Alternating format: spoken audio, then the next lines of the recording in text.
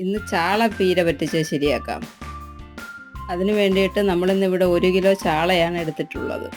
ചീനച്ചട്ടി ചൂടായി വരുമ്പോഴത്തേക്ക് നമുക്ക് എണ്ണ ഒഴിച്ചു കൊടുക്കാം.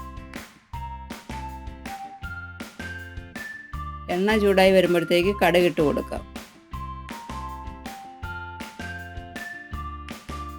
കടുക് പൊട്ടി വരുമ്പോഴത്തേക്ക് അതിലേക്ക് ഇഞ്ചി, വെളുത്തുള്ളി, സവാള, പച്ചമുളക് ഇവയെല്ലാം ചേർത്ത് കൊടുക്കാം.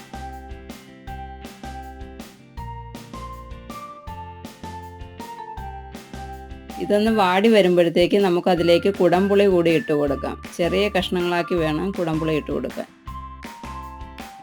ഇതിലേക്ക് നമ്മൾ വൃത്തിയാക്കി വെച്ചിരിക്കുന്ന ചാള ഇട്ട് കൊടുക്കാം.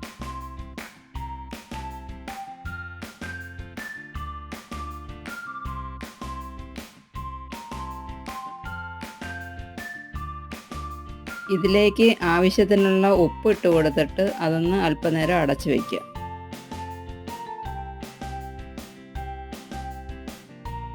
ഇടയ്ക്ക് നമുക്കിതൊന്ന് ഇളക്കി കൊടുക്കാം.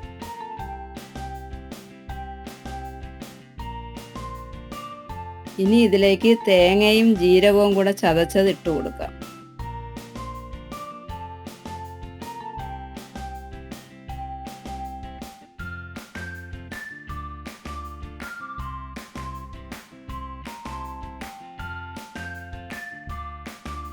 ഇതിലേക്ക് നമുക്ക് അല്പം മഞ്ഞൾപ്പൊടി കൂടി ചേർത്ത് കൊടുക്കാം. ഇനി ഇത് നന്നായി ഒന്ന് മിക്സ് ചെയ്തെടുത്തതിന് ശേഷം അതിലേക്ക് കുറച്ച് കറിവേപ്പില കൂടി ചേർത്ത് കൊടുക്കാം.